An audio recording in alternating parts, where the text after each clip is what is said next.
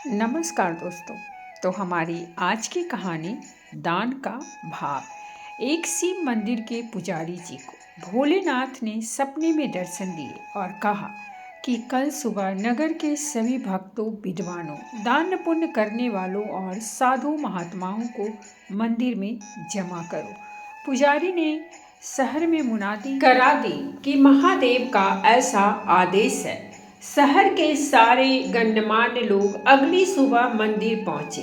पूजा अर्चना हुई और पुजारी जी ने विस्तार से स्वप्न में बताया। तभी मंदिर में एक अद्भुत तेज प्रकाश हुआ। लोगों की आंखें चौंधिया गई। जब प्रकाश कम हुआ तो लोगों ने देखा कि शिवलिंग के पास एक रत्न जड़ित सोने का पात्र है। उसके रत्नों में दिव्य प्रकाश की चमक थी। उस पर लिखा था कि सबसे बड़े दयालु और पुण्यात्मा के लिए यह उपहार है।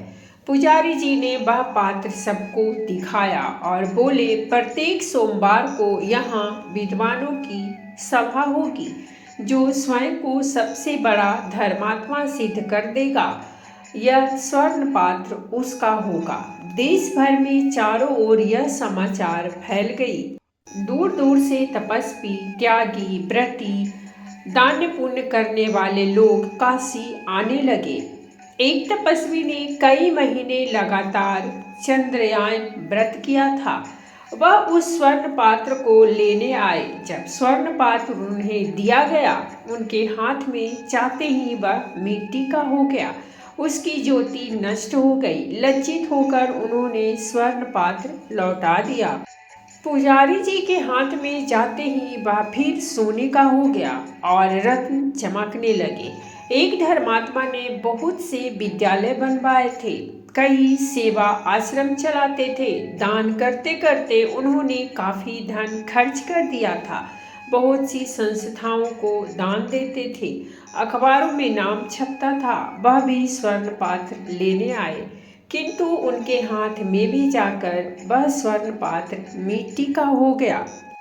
पुजारी जी ने कहा, ऐसा लगता है कि आप पद, मान या यश के लोभ से दान करते हैं। नाम की इच्छा से होने वाला दान सच्चा दान नहीं है। इसी प्रकार बहुत से लोग आए और गए, किंतु कोई भी स्वर्ण पात्र पा नहीं सका। सबके हाथों में वह मिट्टी का हो जाता था। कई महीने बीत गए। बहुत से लोग स्वर्ण पात्र पाने के लोभ से भगवान के मंदिर के आसपास की ही ज्यादा दान पुण्य करने लगे। उसे इस पात्र की बात पता भी न थी। गरीब देहाती किसान था तो कपड़े भी मैले और फटे थे। उसके पास कपड़े में बंधा थोड़ा सा सत्तू और एक फटा कंबल था। लोग मंदिर के पास गरीबों को कपड़े और पूरी मिठाइयाँ बांट रहे थे, किंतु एक कोढ़ी मंदिर से दूर पड़ा करा रहा था। उसे उठा नहीं जाता था। सारे शरीर में घाव थे। कोढ़ी भूखा था, लेकिन उसकी ओर कोई देख तक नहीं रहा था। किसान को कोढ़ी पर दया आ गई। उसने अपना सत्तू उसे खाने को दे दिया और कंबल उसे उड़ा दिया। फिर वह मंदिर में दर्शन करने आया। मंदिर के पुजारी ने अब नियम बना लिया था कि सोमवार को जितने यात्री दर्शन करने आते थे, सबके हाथ में एक बार वह स्वर्ण पात्र जरूर रखते थे। किसान जब दर्शन करने निकला तो उसके हाथ में भी स्वर्ण पात्र रख दिया। उसके हाथ में जाते ही स्वर्ण पात्र में जड़े रत्न पहले से भी ज्यादा प्रकाश तथा चमकने लगे। यह तो कमाल हो गया था। सब लोग बूढ़े व्यक्ति की प्रशंसा करने लगे। पुजारी ने कहा, जो निर्लोभ है, दीनों पर दया करता है, अर्थात गरीबों पर दया करता है, जो बिना किसी स्वार्थ के दान करता है और दुखियों की सेवा करता है, वही सबसे बड़ा पुण्य आत्मा है। किसान, तुमने अपने सामर्थ्य से अधिक दान किया है, इसलिए महादेव का यह उपहार कि तुम ही अधिकारी हो।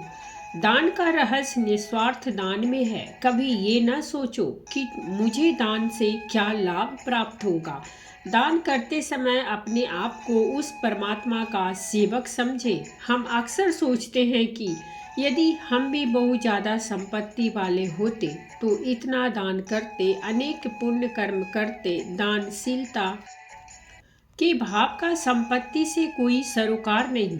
यदि आपके मन में दान का भाव है तो सूखी रोटी से एक टुकड़ा जरूरतमंद को देंगे। आपने अरबपतियों को गरीब दुखियारे का हक डकारते हुए भी देखा है। यही संचित कर्म तय करते हैं कि अगले जन्म में आपकी क्या गति होगी। पुण्य संचित करिए। तो दोस्तों, ये थी हमारी आज की कहानी, और अगर कहानी अच्छी लगी हो तो प्लीज़ हमारे चैनल को सब्सक्राइब कीजिए, वीडियो को लाइक और शेयर ज़रूर कीजिए। कहानी सुनने के लिए बहुत बहुत धन्यवाद।